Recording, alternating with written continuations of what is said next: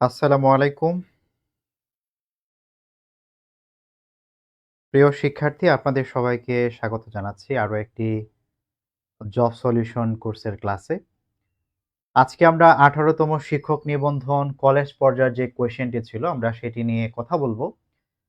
আমরা প্রশ্নগুলি কিভাবে এসেছে এবং এগুলো সমাধান করার ক্ষেত্রে কোন টেকনিকগুলো আমাদের কাজে লাগাতে হবে, আমরা এগুলো বুঝে শুনে শেখার চেষ্টা করব।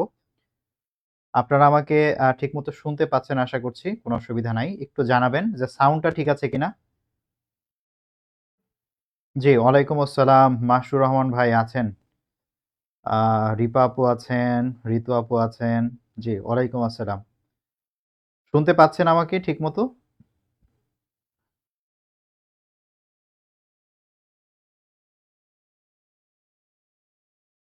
আচ্ছা, আমরা শুরু করি, হ্যাঁ? ১৮ তম শিক্ষক নিবন্ধনের কলেজ পর্যায়ের যেই কোয়েশ্চেনটা ছিল, এই কোয়েশ্চেনে আমরা দেখতে পাচ্ছি যে ১৪ টি গ্রামাটিক্যাল কোয়েশ্চেন এসেছিল, হ্যাঁ? ১৪ টি প্রশ্ন।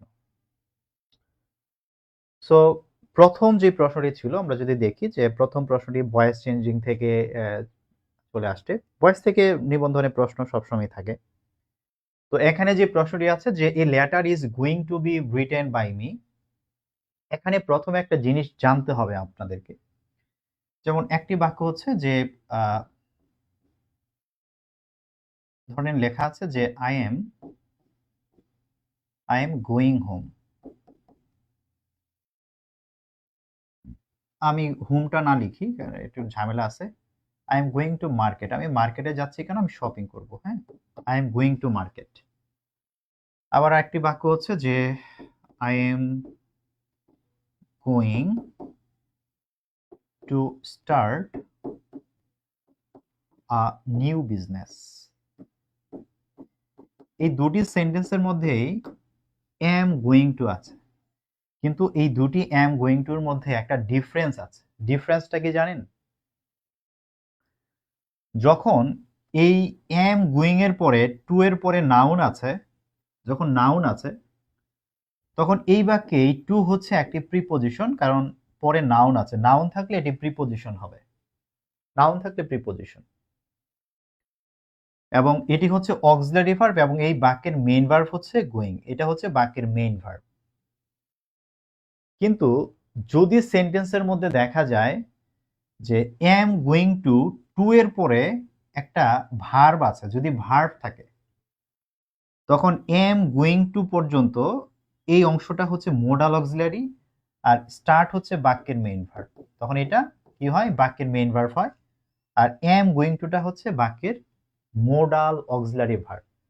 এই am going to টাকে আমরা be going to বলি। আমরা বলি be going to। তো বি গোয়িং টু, এই বি বলতে am is are was were এগুলি বোঝায়। সো বি গোয়িং টুর পর যদি আবার ভার্বের বেস ফর্ম থাকে, যদি ভার্বের বেস ফর্ম থাকে তখন এটি হবে আমাদের মোডাল অক্সিলারি ভার্ব। তো আমাদের সেন্টেন্সের মধ্যে আপনারা দেখেন যে ইজ গোয়িং টু এর পরে আবার একটা ভার্বের বেস ফর্ম আছে। যেহেতু বেস ফর্ম আছে, আমি বুঝতে পারছি এটা হচ্ছে মোডাল অক্সিলারি ভার্ব, এবং মোডালের পরে আমরা প্যাসিভ করার জন্য বি নিয়ে আসি, নিজেরা বি নিয়ে আসি, তারপরে আমরা ভার্ব থ্রি দেই। সো এখন এই বাক্যটা যেহেতু be verb plus verb three আছে, বাই প্লাস মি আছে, এটা অলরেডি প্যাসিভে আছে, তার মানে আমাকে অ্যাক্টিভ করতে হবে। তো অ্যাক্টিভ করার জন্য আমাদের কি করতে হয়? অ্যাক্টিভ করার জন্য আমাদের প্রথম যে কাজ, বাই উঠে যায়, বাইয়ের পরে যা থাকে সেইটা আগে বসে, তো আই হবে, হ্যাঁ? সবগুলোতে আই আছে, নো প্রবলেম। তারপর যেটি করতে হয়, যে মোডাল অক্সিলারি ভার্ব আছে সেই মোডাল অক্সিলারিটা লিখতে হয়। ক্যান থাকলে ক্যান লিখতে হয়, ইজ গোয়িং টু থাকলে ইজ গোয়িং টু লিখতে হয়, যেটা থাকে সেটা লিখতে হয়। এখন আই এর সাথে ইজ বসানো যায় না, এই জন্য ইজটা এম হয়ে যাবে, তাহলে এম গোয়িং টু হবে। এখানে এম গোয়িং টু নাই, সো এটা ভুল। এখানে এম গোয়িং টু নাই, তার মানে এটাও ভুল। এখানে এম গোয়িং টু নাই, তার মানে এটাও ভুল। এম গোয়িং টু হবে। তারপর এই বি আমরা নিজে থেকে নিয়ে আসি, জন্য বিটা বাদ হবে, আর ভার্ব থ্রিটা প্রেজেন্ট ফর্ম হয়ে যাবে। প্যাসিভে আমরা ভার্ব থ্রি করি, কিন্তু অ্যাক্টিভে সেটা প্রেজেন্ট ফর্ম হয়ে যাবে, টু এর পরে ভার্বের বেস ফর্ম, আর তারপরে যেই সাবজেক্ট আছে সেটা অবজেক্ট হয়ে যাবে। তাহলে আমাদের আনসার হচ্ছে I am going to write a letter. I am going to write a letter. আপনারা কি কথা বুঝতে পেরেছেন? আজকে উপস্থিতি অনেক কম মনে হচ্ছে।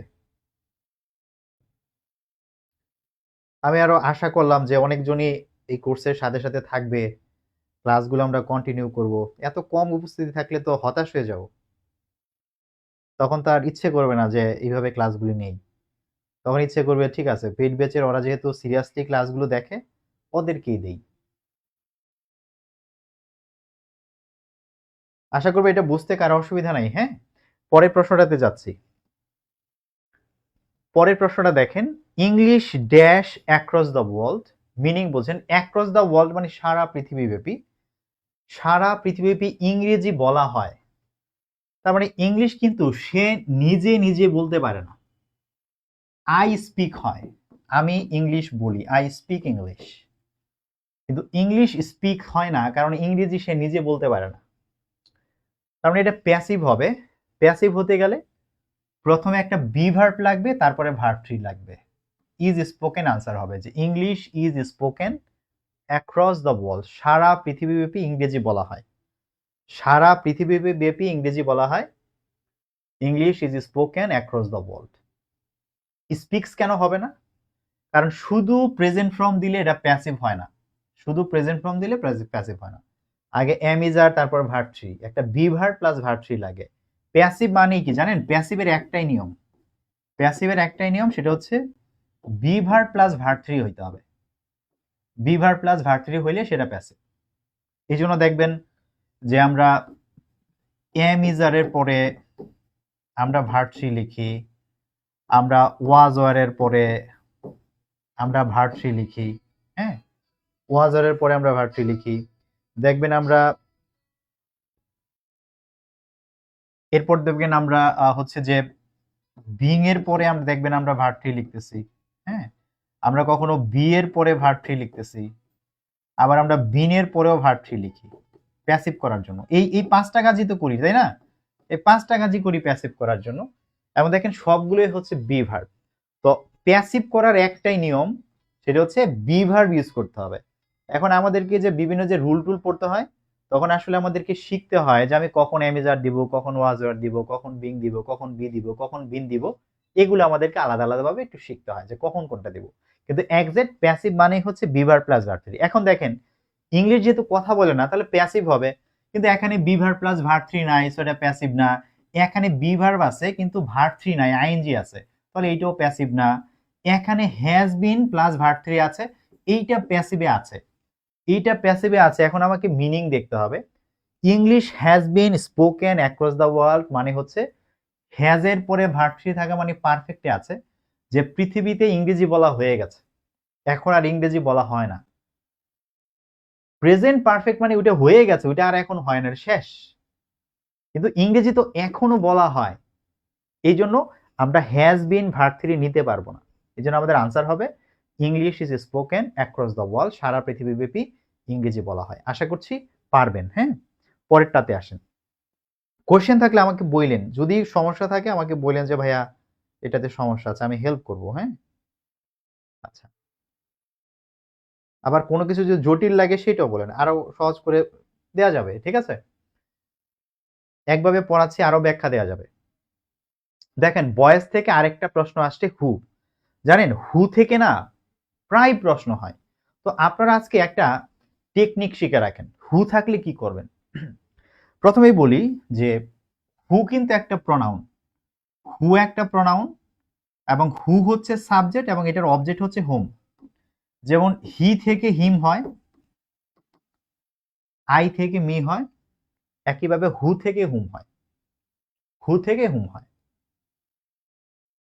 তো হু দিয়ে যখন কোনো সেন্টেন্স থাকবে, ধরেন বলা হলো যে who who can do it, who can do it question mark আছে, হু ক্যান ডু ইট। কোন সেন্টেন্সে হু থাকলেই আপনি সব চিন্তা বাদ দেন, মনে করেন এটা কোশ্চেন না, হু হচ্ছে একটা চায়না মেয়ের নাম, চাইনিজ। হ্যাঁ, হু ক্যান ডু ইট, হু মানে হু এই কাজটা করতে পারে, হু একটা ব্যক্তির মতো। আপনি এটাকে ডিরেক্ট ভয়েস করেন, ডিরেক্ট ভয়েস করলে ইট ক্যান, মডালের পরে একটা বি দিতে হয়, তারপরে ভার্ব থ্রি ডান, বাই। এখানে হি থাকলে তো হিম লিখতাম, হু আছে, হু থেকে হবে কি হোম, হু থেকে হবে কি হোম, কারণ হু হচ্ছে সাবজেক্ট, হু এর অবজেক্ট হচ্ছে হোম। অনেকে আমরা মুখস্থ করি হু থাকলে বাই হুম হবে, দরকার নাই আমার মুখস্থ করার দরকার নেই। আমি জাস্ট এইভাবে প্যাসিভ করে নিব যে it can be done by whom. এখন দেখেন এইটা একটা ডাব্লিউএস কোশ্চেন, ডাব্লিউএস ওয়ার্ড থাকলে ডাব্লিউএস কোশ্চেন বলে। তো আমাদের উত্তরটাও ডাব্লিউএস কোশ্চেন হবে। এই জন্য আমরা করব কি, প্রথমে যে বাই হুমটা আছে না, এটাকে আমরা শুরুতে নিয়ে আসবো, বাই হুমটা একদম আমরা সামনে নিয়ে আসবো। তো এখানে বাই হুম আছে, এখানে বাই হুম আছে, এখানে বাই হুম আছে, এখানেও বাই হুম আছে, সমস্যা নেই, সবগুলোতে বাই হুম আছে। এই বাই হুমটাকে শুরুতে আনবো। তারপরে বাক্যে যে মোডাল থাকবে না, সেই মোডালটাকে সামনে আনতে হবে। যেমন এখানে ধরুন যদি এটাকে আমি লিখি যে বাই হুম, আর কোশ্চেন করার জন্য যে অক্সিলারি ভার্বটা থাকে এটাকে সামনে আনতে হয়, এই জন্য ক্যানটা সামনে আসবে। By whom can it be done, আর সব ঠিক থাকবে। By whom can it be done, by whom can it be done. Same ভাবে আমাদের এই সেন্টেন্সটাকে যদি আমরা প্যাসিভ করতাম যে হু উইল হেল্প ইউ, আমাদের বাক্যটা হয়তো who will be help by whom. দেখেন এটা হয়তো আমাদের প্যাসিভ। এখন আমি জাস্ট মিলাবো, বাই হোমটা শুরুতে আসার কথা আসছে, এবার এই উইলটা সামনে যাবে। তো উইল কোথায় আছে, এখানে উইল আছে, এখানে উইল নাই, ভুল, এখানে উইল আছে হইতে পারে, এখানে উড আছে হবে না, উইল লাগবে। তো উইল যদি সামনে চলে যায়, তারপরে বি হেল্প, বি হেল্প কোথায় আছে ভাইয়া, আমাদের আনসারটা হবে by whom, by whom will you, will you be, তাই না, by whom will you be. তো by whom will you be help এটা আছে, এখানে ইউ আছে কিন্তু বি নাই, সো এটা ভুল। তাহলে আনসার হচ্ছে কোনটা আমাদের, A, by whom will you be help. তো যখনই আপনি দেখবেন যে বাই হোম আসছে, তখন এই সিস্টেমটা ফলো করবেন, পুরোটাকে ডিরেক্ট প্যাসিভ করে ফেলবেন, হু থেকে বাই হুম হবে সাবজেক্ট অবজেক্ট, তারপরে জাস্ট মিলিয়ে দিবেন, দেখবেন আপনার উত্তর প্রত্যেকটা কারেক্ট হবে, একটাও ভুল হবে না। আর ওই যদি মুখস্থ করেন বা মানে হু থাকলে বাই হুম হবে, হু থাকলে বাই হুম হবে, বাই হুম থাকলে হু হবে, এগুলো অনেক সময় মানে প্যাঁচ লেগে যাবে। আবার অক্সিলারি ভার্ব কি উইল হবে না ক্যান হবে, এম হবে না ইজ হবে, হ্যাজ হবে না মানে কি হবে, বিন হবে নাকি বিং হবে, এগুলো প্যাচ লাগবে। আমি বয়েজের ক্লাস, আমার পেইড ব্যাচে আমি প্রায় 7-8টা ক্লাস নিই শুধু বয়েজের উপরে, কারণ ইংলিশটা পুরোটাই দাঁড়ায় আছে দুইটা জিনিসের উপর, একটা হচ্ছে টেন্স আর একটা হচ্ছে ভয়েস। এই দুইটার উপরে প্রত্যেকটা সেন্টেন্স দাঁড়িয়ে থাকে, এবং এগুলো শেখার পাশাপাশি এগুলোকে নেগেটিভ কিভাবে করতে হয় এবং কোশ্চেন কিভাবে করতে হয়, কিভাবে এই ডাব্লিউএস কোশ্চেন গুলো হয়, কেন অক্সিলারি সামনে আনলাম, কেন ডু আনলাম, কেন ডিড আনলাম, কেন বিন আনলাম, কেন ডাজ লিখতে হয়, ডাজ লিখলে পরে ভিতরের ভার্বটা কি বেস ফর্ম হয় না কি হয়, এইগুলো যারা খুঁটিনাটি জানে না তারা প্রশ্ন সলভ করতে গিয়ে বিপদে পড়বে এবং মাঝে মাঝে ভুল করবে। এই জন্য আমি এই জিনিসগুলোর উপরে আমার পেইড ব্যাচে, আমার যে লাইফ টাইম ব্যাচ আছে সেখানে আমি ক্লাস দিই প্রায় 15টা ক্লাস আমি তাদেরকে রেডি করি, ঠিক আছে, খুঁটিনাটি বিষয়গুলো জানিয়ে, যেন এই ধরনের প্রশ্ন সলভ করতে আসলে আর প্যাচ না লাগে। ওকে, আমি আশা করবো আপনারা বুঝেছেন। পরেরটা দেখেন, রাইট ফর্ম অফ ভার্ব থেকে কোয়েশ্চেন। রাইট ফর্ম অফ ভার্বের এখানে কোয়েশ্চেন হচ্ছে দুইটা জিনিস আমাদের জানতে হবে। একটা হচ্ছে ভাইয়া ইউজ টু যদি থাকে, এটা একটা মোডাল অক্সিলারির মতো কাজ করে, ইউজ টুর পরে হচ্ছে বেস ফর্ম হয়, কোথাও ইউজ টু থাকলে বেস ফর্ম হয়। কিন্তু যদি এই ইউজ টুর আগে যদি বি থাকে, বি মানে am is are was were থাকে, অথবা যদি গেট থাকে, যদি বি থাকে বা গেট থাকে, তখন ভার্ব প্লাস আইএনজি হবে। ইউজ টু মোডাল অক্সিলারি অতীতকালে কোনো একটা কাজ করতে আমি অভ্যস্ত ছিলাম এটা বোঝায়, এজন্য ইউজ টুর পরে ভার্বের কি বসবে, বেস ফর্ম বসবে। কিন্তু যদি ইউজ টুর আগে বি এবং গেট থাকে, তখন আমি প্রেজেন্টও মিনিং দিতে পারি, পাস্টেরও মিনিং দিতে পারি। যেমন আমি যদি এই কথাটা বলতাম যে I use to walk in the morning, এটার অর্থ হচ্ছে আমি সকালবেলা নিয়মিত হাঁটতে অভ্যস্ত ছিলাম, নিয়মিত হাঁটতাম সকালবেলা, আমি সকালবেলা নিয়মিত হাঁটতাম, ঠিক আছে। এখন I use to walk in the morning, এই বাক্যটাতে যখন আমি ইউজ টু লিখেছি তখন কিন্তু এটা শুধুমাত্র পাস্ট বোঝাচ্ছে। পাস্টে আমি হাঁটায় অভ্যস্ত ছিলাম এটা বোঝে, শুধু পাস্ট। এখন এমন তো হইতে পারে যে এখনো আমি অভ্যস্ত, এখন আমি হাঁটি। তো এখন আমি হাঁটি এটা আমি বলবো কিভাবে? এখন আমি হাঁটায় অভ্যস্ত আছি, তখন আমাকে বলতে হবে যে I am use to walking in the morning. যে I am use to walking in the morning মানে কি? আমি সকালবেলায় হাঁটায় অভ্যস্ত, আমি নিয়মিত সকালবেলা হাঁটি। এই এমটা আসছে এই বি থেকে, বি মানে এম ইজার। সো আমাদের এই সেন্টেন্সে দেখেন ইউজড এর আগে এম দিয়েছে, তার মানে এখানে to plus verb plus ING হবে, to plus verb plus ING হবে এটাতে, be plus use to plus verb plus ING এটা হবে। যে এখন আমি এই অভ্যাসটা আমার আছে, এখন আমি অভ্যাসটা মেনে চলছি, আমি অভ্যস্ত এখনো, এটা বোঝাচ্ছে চলমান অভ্যাস। এখন এখানে টু আছে কিন্তু আইএনজি নাই, সো এটা ভুল। টু আইএনজি আছে, এটা আনসার হবে। টু এর পরে এরকম ভাবে ভার্ব থ্রি হয় না বা ভার্ব টু হয় না, আর শুধু আইএনজি হবে না, আমার টু লাগবে। তাহলে আমার আনসার হচ্ছে কি? To starting. এটা খুব ইম্পর্টেন্ট, ঘুরে ফুরে বহু পরীক্ষা এটা আসছে, এই জন্য মনে রাখতে হবে। Use to modal auxiliary base form, কিন্তু যদি বি ইউজ টু বা গেট ইউজ টু থাকে তখন ভার্ব প্লাস আইএনজি আমাদেরকে যোগ করতে হবে। ঠিক আছে, ক্লিয়ার? আমরা একটু সময় দেবেন, আপনাদের কমেন্টগুলো আমি দেখতে পাচ্ছি না, আমি একটু সামনে নিয়ে নেই কমেন্টগুলো। আপনাদের কি ক্লাস ভালো লাগছে?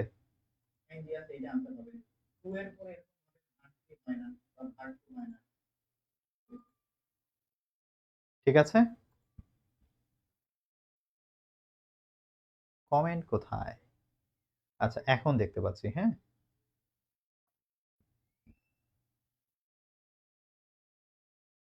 আচ্ছা, আর্নিকা, তানজিম আপু,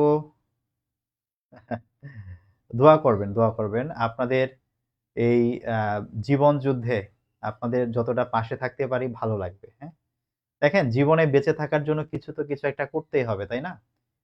পড়ানোটা আমি এনজয় করি সব সময়, এই জন্য পড়াই। এখন অন্য কাজ করে তো ইনকাম করতে পারতাম, বা করি, অন্যান্য কাজও করি, কিন্তু পড়ানোটা এটা আমার হচ্ছে একটা প্যাশনের জায়গা, এই জন্য পড়াতে ভালোবাসি।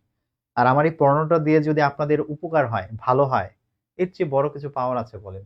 দোয়া করবেন, হ্যাঁ, আমি যেন আপনাদের সাপোর্ট করতে পারি, পাশে থাকতে পারি, আপনারা যেন আপনাদের লক্ষ্যে পৌঁছাতে পারেন। যদি কন্ট্রিবিউশন করতে পারি, কন্ট্রিবিউশন রাখতে পারি, এটাই আমার কাছে সবচেয়ে বড় পাওয়া। হ্যাঁ, আচ্ছা ঠিক আছে। দেখেন এই বিষয়গুলো বারবার দেখলে মাথা থেকে আর ছুটবে না, এই জন্য বারবার জিনিসগুলো দেখে রাখা আর কি। পরের বাক্যটা দেখেন, এই বাক্যটা হচ্ছে I have left the room. দেখেন জিনিসটা মাথায় রাখবেন, হ্যাভ এর পরে, হ্যাজ এর পরে ভার্ব থ্রি থাকা মানেই হচ্ছে এটা perfect tense, present perfect tense, কাজটি হয়ে গেছে বা কাজটি শেষ এটা বোঝায়, হয়ে গেছে বা শেষ। এখন এই বাক্যটাতে বলছে যে I have left the room, আমি রুম ত্যাগ করেছি, অর্থাৎ রুম থেকে আমি বের হয়ে গিয়েছি। গিয়েছি মানে কি? বের হয়ে গেছি, শেষ, আমার বের হয়ে যাওয়া হয়ে গেছে। বাট কিন্তু হি ড্যাশ দ্য রুম, কিন্তু সে রুমে ঢুকেছে। আমি রুম থেকে বের হয়ে গেছি কিন্তু সে রুমে ঢুকেছে। আমি বের হয়ে গেছি, তারও বের হয়ে যাওয়া উচিত ছিল, কিন্তু সে বের হয় নাই, সে বরঞ্চ আবার রুমে কি করেছে? আর ঢুকেছে। আমি বের হয়ে গেছি আর সে রুমে ঢুকেছে। তো এন্টার্স দিতে পারবো না, কারণ হি এন্টার্স বলতে সে রুমে ঢুকে, ঢুকে না, সে ঢুকেছে। আমি বের হয়ে গেছি, সে ঢুকেছে, কাজ শেষ না? কিন্তু কাজ শেষ, আমাকে have has plus verb three লাগবে। তাহলে হি এন্টার্স দ্য রুম, সে রুমে ঢুকে না, এটা বললে মিনিং মিলে না। হি এন্টার, সে ঢুকেছিল, সে গতকালকে ঢুকেছিল আর আমি আজকে রুম থেকে বের হয়ে গেছি, এটা মিনিংফুল কিছু হয় না, তো এটাও ভুল। ইজ এন্টারিং হবে না, কারণ আমি রুম থেকে বের হয়ে গেছি, সে রুমে ঢুকছে না, সে রুমে ঢুকে গেছে। এর জন্য আনসার হচ্ছে হ্যাজ এন্টার্ড। ঠিক আছে, যে I have left the room but he has entered the room, আমি রুম থেকে বের হয়ে গেছি কিন্তু সে রুমে ঢুকেছে। আরেকটা জিনিস মনে রাখবেন, কোনো রুমে ঢোকার ক্ষেত্রে এন্টারের পরে ইনটু ব্যবহার করা যায় না, সেন্টেন্স কারেকশনে বারবার আসে, ইনটু ইউজ করা যায় না, এন্টারের ভিতরে ইনটু আছে, এটার সাথে ইনটু ইউজ করা যাবে না, এটা একটু নোট দিয়ে রাখেন, এটা অনেক কাজে দিবে, ঠিক আছে, এটা অনেক কাজে দিবে। ওকে, পরের প্রশ্নটা কন্ডিশনাল সেন্টেন্স থেকে প্রশ্ন আসে। কন্ডিশনালের তিনটা স্ট্রাকচার, হ্যাঁ, তিনটে স্ট্রাকচার আমাদেরকে বুঝতে হয়। আমি একটু আপনাদেরকে মনে করাই দিই। ইফের পরে যদি সাবজেক্ট প্লাস হচ্ছে ভার্ব ওয়ান থাকে, তখন এই পাশে সাবজেক্টের পরে শ্যাল থাকতে পারে, হ্যাঁ, উইল থাকতে পারে, ক্যান থাকতে পারে, মে থাকতে পারে, অন্য মডালও থাকতে পারে, তারপর বেস ফর্ম হয়, এটা বেসিক।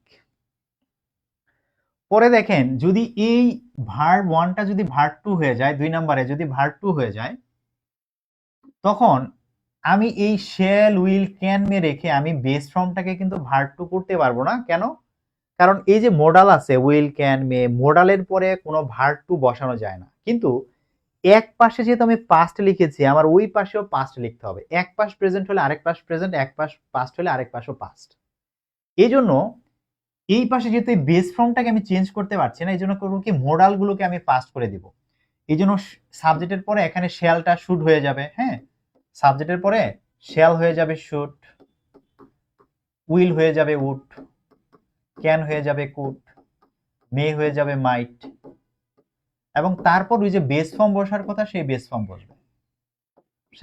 বসবে, তার মানে এই পাশে ভার্ব ওয়ান থাকলে ওই পাশে মডালগুলো প্রেজেন্ট হয়, শ্যাল উইল ক্যান মে হয়। এই পাশে ভার্ব টু হইলে ওই পাশে মডালগুলো পাস্ট হবে। আবার এই পাশে যদি আমরা হ্যাড প্লাস যদি ভার্ব থ্রি লিখি, এই পাশে যদি হ্যাড প্লাস ভার্ব থ্রি লিখি, তাহলে ওই পাশেও হ্যাড প্লাস ভার্ব থ্রি হবে। এই পাশে যেরকম ওই পাশে এরকম, এই পাশে হ্যাড প্লাস ভার্ব থ্রি লিখলে ওই পাশেও হ্যাড প্লাস ভার্ব থ্রি। কিন্তু ওই পাশে যেহেতু মডাল আছে, মডালের পরে তো হ্যাড লেখা যায় না। আমি কি কখনো লিখতে পারবো যে উড হ্যাড লেখা যাবে না। কেন? কারণ উডের পরে ভার্বের বেস ফর্ম বসে, হ্যাভ হচ্ছে বেস ফর্ম, হ্যাড কোনো বেস ফর্ম না, হ্যাজ বেস ফর্ম না, হ্যাড হ্যাজ বেস ফর্ম না, হ্যাভ বেস ফর্ম। তো উডের পরে আমাকে বেস ফর্ম লিখতে হবে, এই জন্য উডের পরে হ্যাভ লেখা যায়, হ্যাড লেখা যায় না। তাহলে would have plus verb three হবে, could have plus verb three হবে। আমরা এই পাশে দেখতেছি যে would have plus verb three আছে, যেহেতু এই পাশে would have plus verb three আছে, তাহলে এই পাশে আমাকে অবশ্যই হ্যাড প্লাস ভার্ব থ্রি হইতে হবে, হ্যাড প্লাস ভার্ব থ্রি হবে। তো হ্যাড প্লাস ভার্ব থ্রি এখানে নাই, সো ভুল, এখানে আছে হইতে পারে, এখানে নাই ভুল, এখানেও নাই ভুল। তাহলে আনসার হচ্ছে এটা। If Rina had seen me, যদি রিনা আমাকে দেখতো, I would have called her, যদি রিনা আমাকে দেখতো আমি তাকে ডাকতাম। মানে আমি দাঁড়ায় আছি, সে যাচ্ছে, সে যদি আমার দিকে তাকাইতো তাহলে বলে এদিকে আসো, কিন্তু সে আমার দিকে তাকায় নাই, আমি আর ডাকতেও পারি না, ইশারাও দিতে পারি না, সে চলে গেছে। ওকে, এই হলো বিষয়টা। নেক্সট দেখেন নাম্বার 7, নাম্বার 7-এ এখানে কয়েকটা বিষয় জানার আছে। একটা হচ্ছে মেনি স্টুডেন্টস,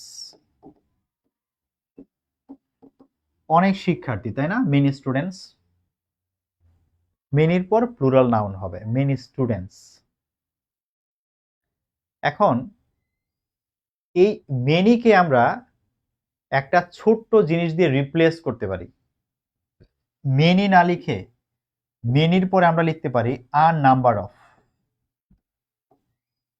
এই মেনি অর্থ অনেক, এ নাম্বার অফ শব্দের অর্থ অনেক, সিনোনিম আর কি, সিমিলার মিনিং। মেনির জায়গায় আপনি এ নাম্বার অফ এর জায়গায় আপনি মেনি লিখতে পারেন, কোনো সমস্যা নেই। তো যেহেতু মেনি মানে অনেক, এ নাম্বার অফ মানে অনেক, তো এই এ নাম্বার অফ এর পরেও আপনার সেই প্লুরাল নাউনটাই লিখতে হবে, কারণ এ নাম্বার অফ মানে অনেক, মেনি মানে অনেক, আপনাকে প্লুরাল নাউনই লিখতে হবে, অন্য কিছু লেখার সুযোগ নাই। তো এখানে এ নাম্বার অফ এর পরে প্লুরাল নাউন আছে, সো এটা আনসার হইতে পারে। এখানে এ নাম্বার অফ এর এ ফিউ নাম্বার অফ আছে। ও এটা একটু বলে নেই, এই নাম্বারের সাথে এই নাম্বারের সাথে ফিউ লেখা যায়, এ ফিউ নাম্বার অফ লেখা যায়, কিন্তু আ বিগ নাম্বার অফ লেখা যায় না, আর লার্জ নাম্বার অফ লেখা যায় না। ঠিক আছে, বিগ লার্জ এগুলো নাম্বারের সাথে ইউজ করা যায় না। তো এখানে ফিউ নাম্বার অফ আছে, এখানে ফিউ নাম্বার অফ আছে, এখানেও ফিউ নাম্বার অফ আছে, সো এগুলো হবে, কিন্তু small number of, big number of, large number of এগুলো হয় না, সো এটা প্রথমেই ভুল। আর এটার পরে প্লুরাল নাউন হবে, কারণ এটা বলতে তো মেনি বোঝায়, প্লুরাল নাউন হবে, এখানে প্লুরাল নাউন নাই, ভুল আছে। এখানে প্লুরাল নাউন আছে, এখানে প্লুরাল নাউন আছে, ঠিক আছে, কোনো সমস্যা নাই। এখন বলেন মেনি স্টুডেন্টস এর পরে কি ওয়াজ হবে নাকি ওয়ার হবে? অবশ্যই মেনি স্টুডেন্টস প্লুরাল আছে, তো ওয়ার হওয়ার কথা, ওয়ার হবে, ওয়ার হওয়ার কথা। সো ওয়াজ লেখার কোনো সুযোগ নাই, ওয়ার হবে, ওয়াজ লেখার কোনো সুযোগ নাই, ওয়ার হবে। A few number of students were present, অল্প কিছু সংখ্যক শিক্ষার্থী সেখানে উপস্থিত ছিল। ঠিক আছে, অল্প কিছু সংখ্যক শিক্ষার্থী সেখানে উপস্থিত ছিল। এ নাম্বার মানে অনেক, কিন্তু ফিউ অ্যাড করার ফলে একটু নেগেটিভ অর্থ চলে আসছে, অল্প শিক্ষার্থী, অল্প কিছু ছিল। ওকে, এখন আপনারা এই জায়গাটাতে আরেকটা জিনিস খেয়াল রাখতে পারেন যে আ নাম্বার অফ মানে মেনি, এদের পরে প্লুরাল নাউন থাকবে, ভার্বটাও প্লুরাল হবে। কিন্তু দা নাম্বার অফ যদি থাকে, এর জায়গায় যদি দা নাম্বার অফ বলা হয়, দা নাম্বার অফ যদি থাকে, তখন স্টুডেন্টস হবে, কিন্তু ভার্বটা হবে তখন সিঙ্গুলার, ওয়াজ হবে। এইটাই হচ্ছে দুইটার মধ্যে ডিফারেন্স। ঠিক আছে, কেন এরকম হয় দেখেন, আমি বললাম যে অনেক শিক্ষার্থী উপস্থিত ছিল, তাহলে আর number of students were present, the number of the students, the number of the students was not যখন আমি বললাম, তখন আপনি খেয়াল করেন the number of students was বলেছি, কেন জানেন? মানে বুঝাইতেছি যতটুক শিক্ষার্থী আসছে এই এতটুকুতে আমি সন্তুষ্ট না। এই the number of দিয়ে যতজন শিক্ষার্থী আসছে তাদের পরিমাণ বোঝায়, পরিমাণ। এই পরিমাণ বোঝানোর জন্য তখন আমরা এটাকে সিঙ্গুলার ধরি, আর এ নাম্বার অফ থাকা মানে অনেক বোঝায়, তখন প্লুরাল ধরি। এটা হচ্ছে দুইটার মধ্যে পার্থক্যটা। আমি আবার বলতেছি, এ নাম্বার অফ মানে মেনি, মেনির পরে প্লুরাল নাউন, এ নাম্বারের পরে প্লুরাল নাউন, অনেক, এটা অর্থ অনেক। আর দা নাম্বার অফ বোঝায় যতজন লোক, যতটুক সংখ্যক লোক আছে ওই সংখ্যকটুকু বোঝায়, ওই সংখ্যা অংশটুকুকে বোঝায়, এই জন্য তখন এটাকে সিঙ্গুলার ধরতে হয়। দা নাম্বার অফ মানে অনেক না, এটা জাস্ট পরিমাণটুকু বোঝায়, এই জন্য এটাকে কি ধরতে হয়, এই জন্য এটাকে সিঙ্গুলার ধরতে হয়। তাহলে এ নাম্বার অফ প্লুরাল, কিন্তু দা নাম্বার অফ সিঙ্গুলার, এটা একটু খেয়াল রাখবেন, তাহলেই দেখবেন যে এই রিলেটেড প্রশ্ন আসলে আপনি পাচ্ছেন। নেক্সট কোয়েশ্চেন, পরের প্রশ্নটাতে বলছে যে ডিসিড এর ভার্ব কি হবে? The verb form of decide is, দেখেন ডিসিড শব্দের অর্থ হচ্ছে আপনার প্রতারণা। হ্যাঁ, এখানে লিখে দিয়েছে, দেখেন ডিসিড একটা নাউন, এটা অর্থ প্রতারণা, প্রতারণা হবে। হ্যাঁ, এখানে আকারটা হবে না, প্রতারণা। আর এটার ভার্ব হচ্ছে ডিসিভ। হ্যাঁ, ডিসিভ থাকলে এটা ভার্ব, এর অর্থ হচ্ছে প্রতারণা করা, প্রতারণা করা। তো আমাদের এখানে ডিসিডের ভার্ব হবে ডিসিভ। হ্যাঁ, এটা সিভ আছে, এখানে সিভিং আছে, এখানে ফুল আছে, এগুলো ভার্ব না। হ্যাঁ, ডিসিভটা হচ্ছে ভার্ব, এটা জানতে হবে, না জানলে পারা মুশকিল। এখানে লিখে দিয়েছি, সুন্দর করে হচ্ছে ভোকাবুলারিটা শিখে ফেলবেন। নাম্বার 9, নাম্বার 9 এ বলেছে যে ডু ইউ এনজয় টিচিং। দেখেন এটি সাবজেক্ট, এটা ভার্ব, আর এটা হচ্ছে অবজেক্ট।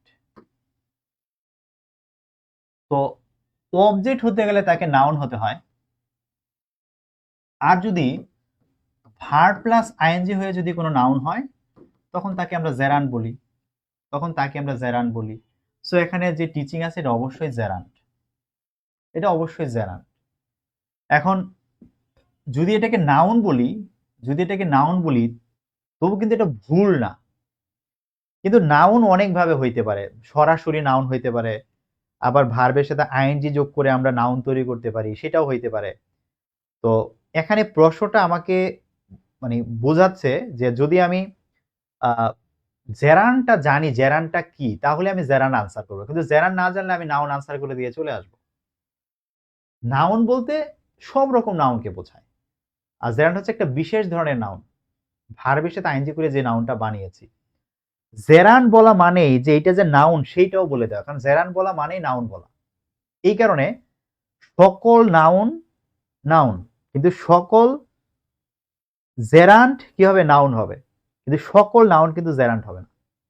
আমি আবার বলতেছি, সকল জেরান্ডই নাউনের কাজ করে, কিছু কিছু জেরান্ড আছে আবার অ্যাডজেক্টিভ হইতে পারে, এটা দেখাবো। নরমালি জেরান্ড হচ্ছে নাউন, সকল জেরান্ডই নাউন ধরেন, কিন্তু সকল নাউন কিন্তু জেরান্ড না। নাউন অনেক ভাবে হয়, কাউন্টেবল, আনকাউন্টেবল, অ্যাবস্ট্রাক্ট, ম্যাটেরিয়াল, অনেক কাহিনী আছে। তাহলে এখানে আমরা ভার্ব প্লাস আইএনজি হয়ে নাউনের কাজ করছে বলে এটাকে আনসার করব জেরান্ড। প্রোনাউন বলার সুযোগ নাই, পার্টিসিপল বলার সুযোগ নাই, আর নাউনের কাজ করলে সেটা হচ্ছে জেরান্ড। এরপর আসেন অ্যাডজেটিভ। হ্যাঁ, এইটা হচ্ছে একটা ভুল কোয়েশ্চেন।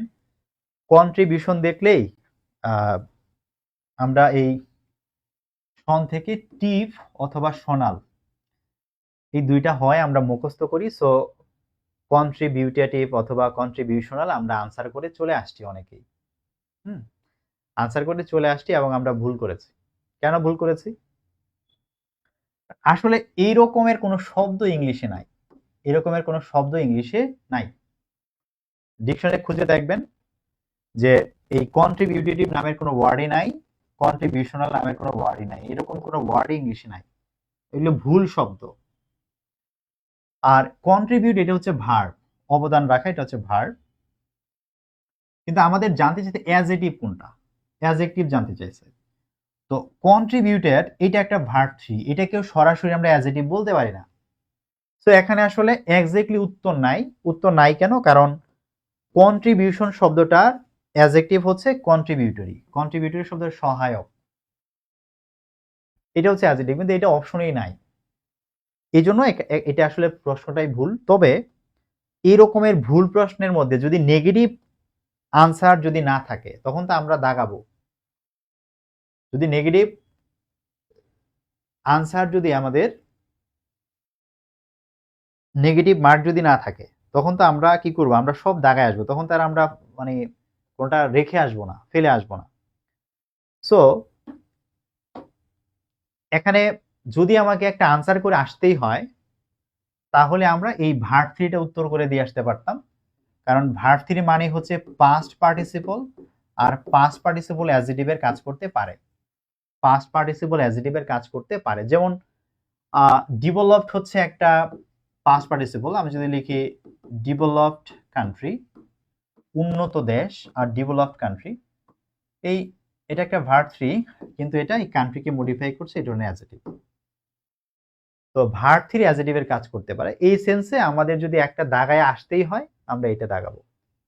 তবে প্রশ্নটাতে ভুল আছে, বিষয়টা বুঝাইয়া বললাম। হ্যাঁ,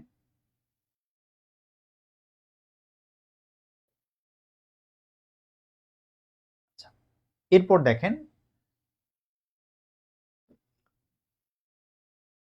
আজকের প্রশ্নগুলো খুব কঠিন না, হ্যাঁ সহজ। সিম্পল কমপ্লেক্স কম্পাউন্ড থেকে একটা প্রশ্ন আসছে, মুভ অ্যান্ড ডাই মানে নড়লেই মরবা। হ্যাঁ, নরওয়ার মরো, হ্যাঁ, মুভ অ্যান্ড ডাই, নড়লেই মরবা। তো এন্ড থাকা মানে এটা কম্পাউন্ডে আছে, আমাদের বলছে এটাকে সিম্পল করতে। তো ইফ থাকলে কমপ্লেক্স হয়, সো এটাকে আমরা উত্তর করতে পারবো না। এখানেও ইফ আছে, এটাও কমপ্লেক্স, সো এটাও ভুল। কনজাংশন থাকলে সেটা কমপ্লেক্স হয়ে যাবে, সো দুইটা ভুল।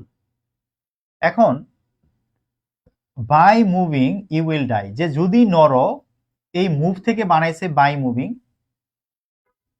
কারণ যখন কোনো একটা বাক্যে যখন আপনার এরকমের ভার্ব দিয়ে বাক্যটা শুরু হয় তখন এর আগে কিন্তু একটা ইউ লুকিয়ে আছে, ইম্পারেটিভ বাক্য তো ইউ লুকিয়ে আছে।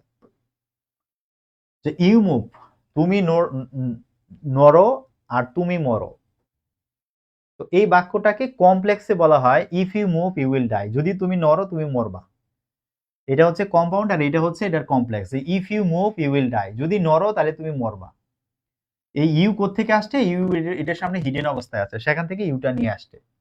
আর মিনিং এর জন্য হচ্ছে এই উইলটা নিয়ে আসছে, কারণ ইফ এর পরে যদি ভার্ব ওয়ান থাকে তোর এই পাশে একটা মোডাল অক্সিলারি লাগে।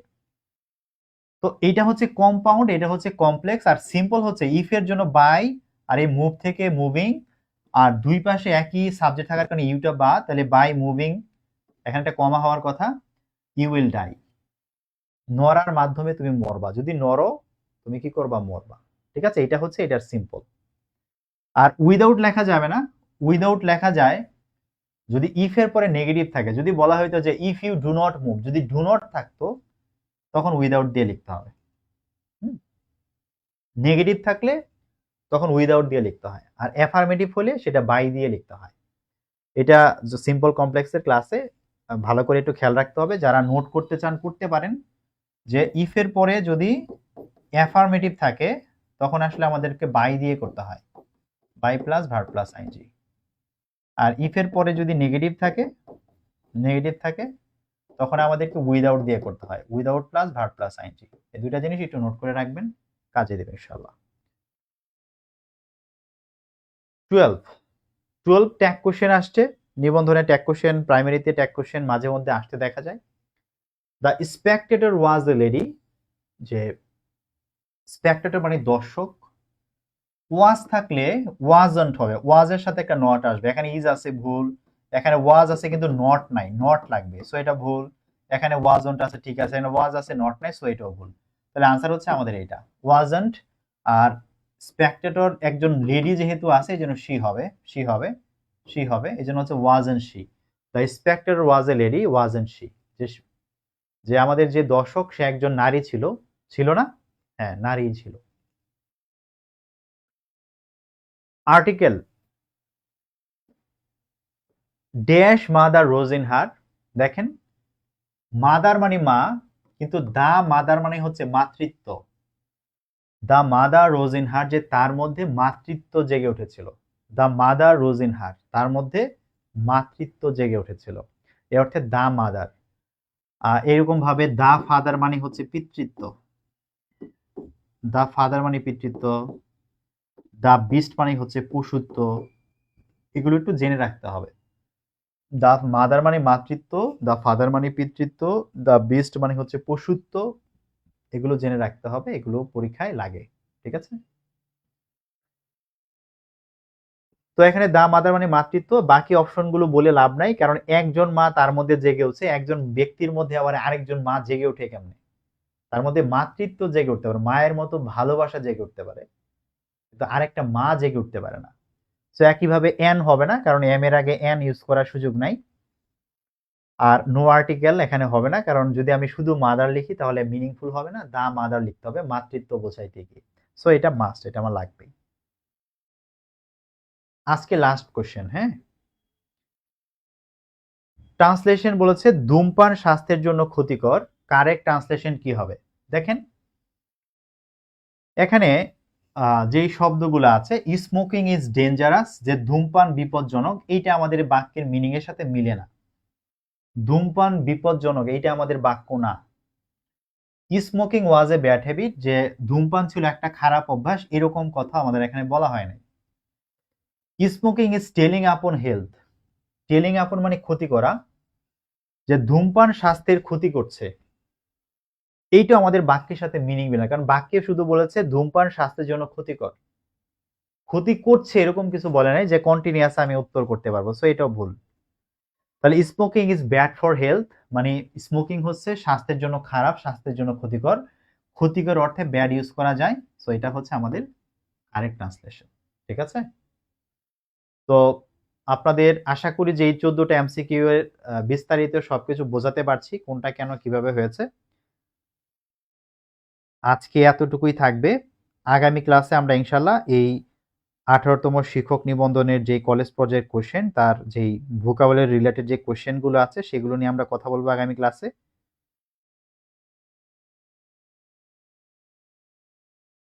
আপনাদের যদি এখন কিছু বলার থাকে আপনারা বলতে পারেন। শেয়ার কি করছেন, আজকে বন্ধু বান্ধবদের দাওয়াত দিচ্ছেন?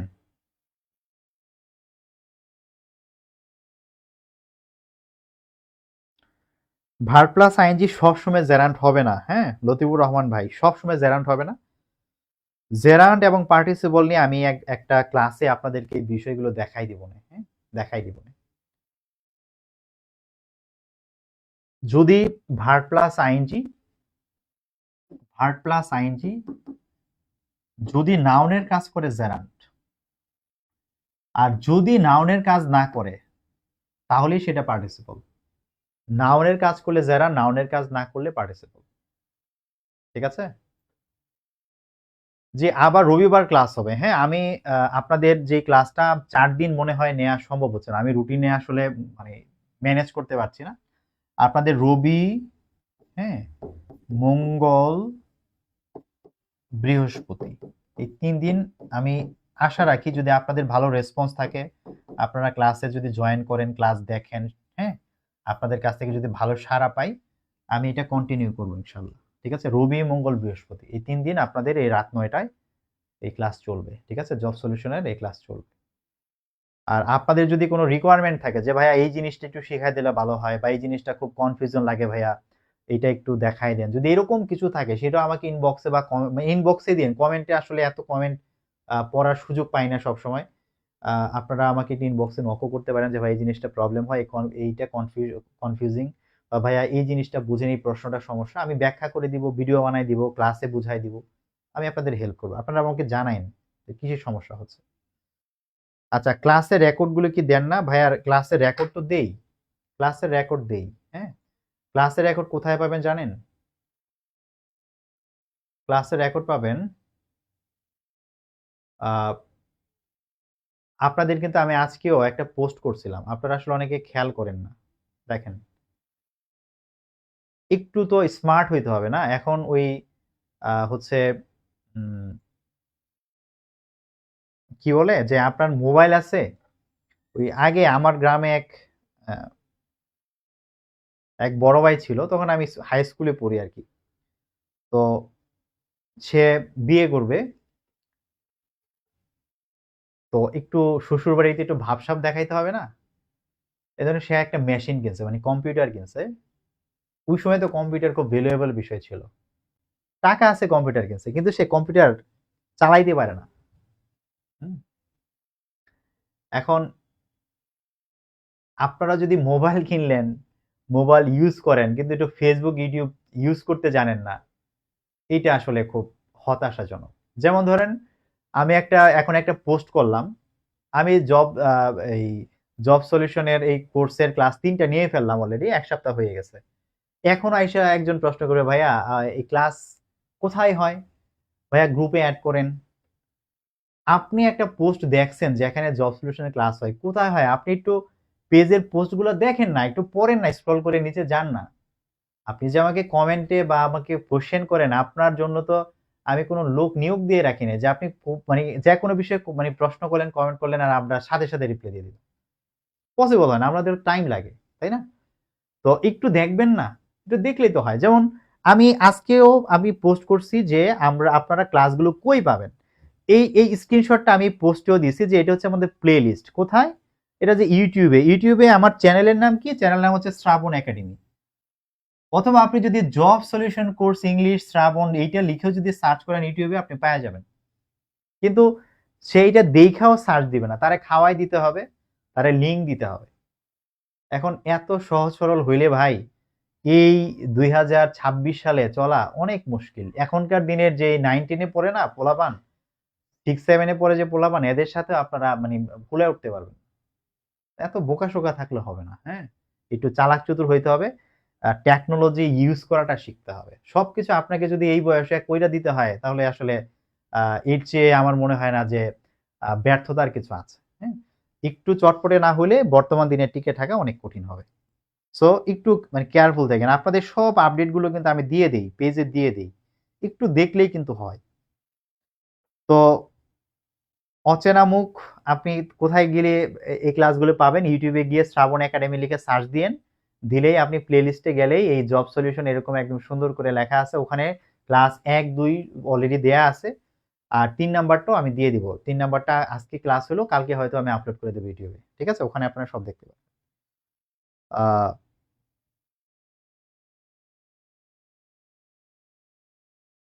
জি, ঠিক আছে।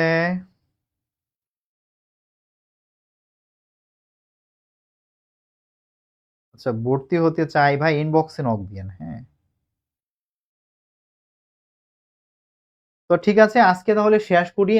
আপনাদের সাথে রবিবার ইনশাল্লাহ ক্লাসে কথা হবে। সেদিন আমরা এই অংশের ভোকাবুলারি পার্টটা নিয়ে কথা বলবো এবং আমরা এই প্রশ্নটা শেষ করেই আমরা একটা এক্সাম নিব। হ্যাঁ, আপনাদের সবার একটা এক্সাম নিব। তো এর মধ্যে 18তম শিক্ষকদের মধ্যে স্কুল পর্যায়ের যে কোশ্চেন আছে সেটা, এবং এখানে কলেজ পর্যায়ে যে কোশ্চেন আছে অলরেডি যতটুকু পড়াই ফেললাম রিভিশন দিয়ে ফেলবেন। আর আগামী ক্লাসটা নিয়ে আমি আগামী ক্লাসে পরীক্ষার ডেট দিয়ে দিব, যে এই দুইটা প্রশ্নের উপরে পরীক্ষা নিব। পরীক্ষাটা কিভাবে হবে সব আমি বুঝাই দিব, আপনারা ইনশাল্লাহ প্রিপারেশন নিয়ে রাখবেন। তো শেষ করছি আজকের মতো। সবাইকে অনেক ধন্যবাদ সাথে থাকার জন্য। শুভরাত্রি। আগামী ক্লাসে আশা করছি আপনাদের সাথে আবার কথা হবে। আসসালামু আলাইকুম।